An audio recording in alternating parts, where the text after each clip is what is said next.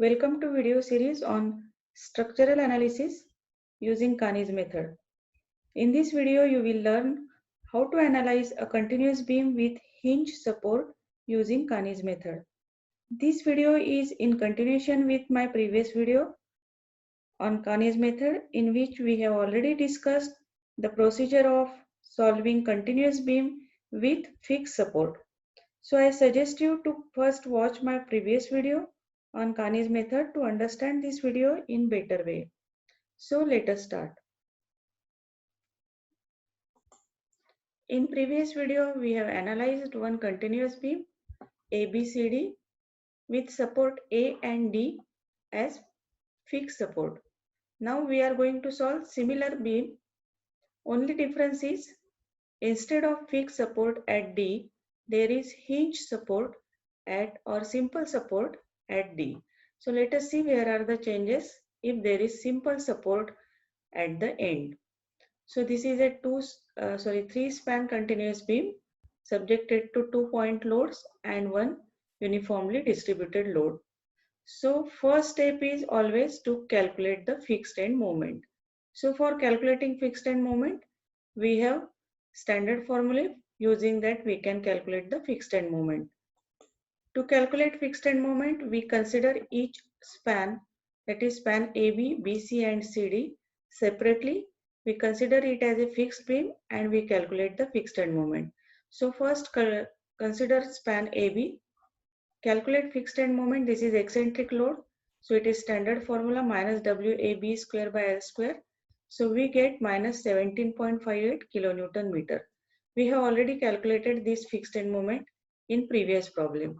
So MFBA is WA square B upon L square, which is 29.30.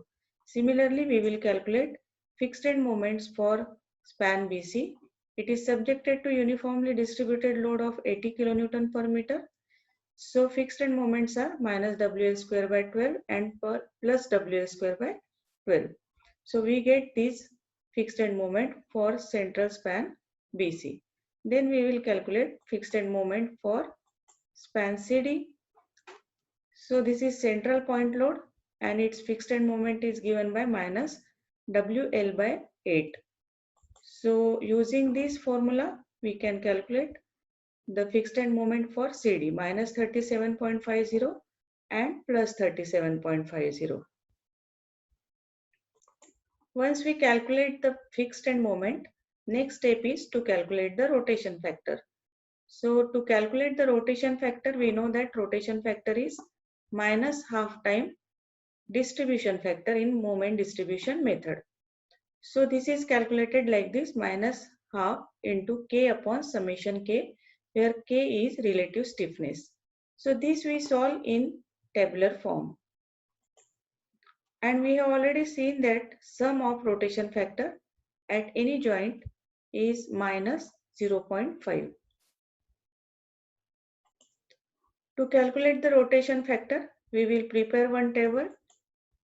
So this table consists of 5 columns: joint, member, relative stiffness, sum of relative stiffness at the joint, and rotation factor, which is minus half K upon summation K. So first we will consider joint B. At joint B there are BA and BC. So this end is fixed end. So relative stiffness is I by L. So I by 4, and this is continuous end. So it is again I by L. So this is 0.75 if you add these two. So finally we get minus half K upon summation K, we get minus 1 by 6 as a rotation factor of member BA and minus 1 by 3 as rotation factor for member BC. Similarly, we can calculate rotation factor at joint C. So if you calculate rotation factor at joint C, so here there are two members CB and CD. B is a continuous end, so relative stiffness is I by L, whereas D is a end simple support, so its relative stiffness is 3 by 4 I by L. So using this formula, this is the change in calculation of rotation factor in this case. So using this formula, we calculate rotation factor. We get minus 0.29 and minus 0.21. So this is how to calculate the rotation factor when there is hinge support. Now next step is to calculate the rotation contributions. So we know that rotation contribution is given by, at any end, rotation contribution is rotation contribution at far end plus sum of fixed end moment at the joint multiplied by rotation factor. So first we prepare the iteration chart and then we calculate rotation factor at near each end of the member. Now let us see how to prepare the iteration table. So for that, in this case we have these two joints B and C. So at B and C we will draw two squares like this. So these are the joints A, B, C, D. So at joint B and C we will draw this square. Then on this side we will complete this figure, that is BA. This is part BC and this is part CD. After this we draw two small square inside these squares and then we will draw these lines like this. So how to write the values here? So first we will write the fixed end moment above this line. So at end A, we will write fixed end moment at end A, that is MFAB, MFBA, MFBC, MFCB, MFCD and MFDC. After that, we write the rotation factor at this place. This is already explained in previous video. So here we write the rotation factor. After writing rotation factor, we write the summation of fixed end moment meeting at all of the members meeting at that joint in this small square. So this is summation of fixed end moment. But here, before writing the summation of fixed end moment, we have to first balance this joint, because here there is some fixed end moment because of 100 kilonewton load, but we have to make this equal to 0 and then carry over here and then take the summation of moment. So let us see how to calculate this. Now let us write the fixed end moment and rotation factors in this case. So here we have already calculated MFAB, which is minus 17.58. MFBA is 29.30. So these are the fixed end moment for member AB. Now here we will write fixed end moment for member BC, which is minus 106.67 and plus 106.67. Then here we will write fixed end moment for member CD, that is minus 37.50 and plus 37.50. So first of all, here we have to make this moment equal to 0, because this is a simple support and at simple support the final moment is 0. So first of all we will make this is equal to 0. So to make it 0 we have to add minus 37.5 in this fixed end moment. So if you add here minus 37.5, so we will get 0 here. So whenever we add some moment here, we have to take 50% carry over to other end. So here we will take 50% of it on this side, which is minus 18.75. So what are the final moments here? It is addition of these two and addition of these two for MFCD. So at joint D, the final fixed end moment becomes 0, and at joint C, that is MFCD, will become minus 56.25. Now once we balance this hinge support, that is making this moment equal to 0, next step is to calculate summation of moment at the joint. So we take summation of these two moments and we write in this box. So it is minus 77.37. How we got this? 29.30 minus 106.67 which is minus 77.37. Now here we have to take summation of 106.67 and this minus 56.25. So if you add this, you will get 50.42. After writing this summation of moment, next step is to write the rotation factor. So here we will write rotation factor for member BA, which is minus 1 by 6, which we have already calculated in tabular form.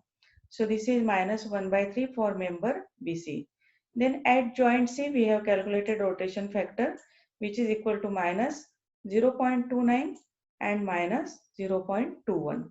So once you finish this, writing all these values, next step is to calculate the rotation contributions. So what is rotation contribution? At any end, if you want to calculate the rotation contribution, then it is sum of rotation contribution at far end plus sum of fixed end moment multiplied by rotation factor. So let us see how to calculate this. Now to start the iteration process, that is to calculate the rotation contribution, first we will select joint B. Now for joint B, what are the far ends? Far ends are A and C. So we have to write rotation contribution at far end. So initially there is no value here. So we will write 0 as first value. After writing 0, what is next? We have to add the fixed end moment. So this value plus this value plus this fixed end moment, this is this bracket, multiply by rotation factor, you will get rotation contribution, which we have to write here for BA and here for BC. So what we are calculating? 0 plus 0, that is this value, plus summation of fixed end moment, that is this value, multiply by rotation factor. So if you calculate, you will get 12.89. So to this, again if you multiply by minus 1 by 3, you will get 25.79. So this is the iteration at joint B. Now let us go to joint C. For joint C, what are the far ends? These are B and D. So at B we have one value, but at D we do not have any value. So we will write here 0 first, and then we will calculate the values of rotation contribution at joint C. So to calculate rotation contribution, first of all, we draw the line like this so that we will not get confused while writing the second value.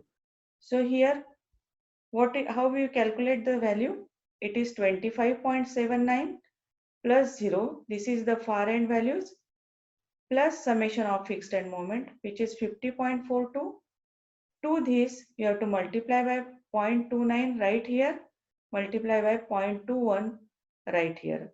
So if you calculate this, you will get minus 22.10 and minus 16. So this is the first cycle of Kani's method. Now in second cycle, again we will repeat same procedure. Go to joint B. What are the far end values? Here it is 0. Here it is now new values minus 22.10. So far end value plus summation of fixed end moment. So to this multiply by rotation factor right here, multiply by rotation factor right here. But before that we will cut these initial values. So cut these values and write the new values. So new values will be 0, minus 22.10, minus 77.37. To this multiply by these two rotation factor, you will get 16.57 here and 33.15 at this end. Once you finish at B, go to joint C. For joint C, now far end value is 33.15 and 0.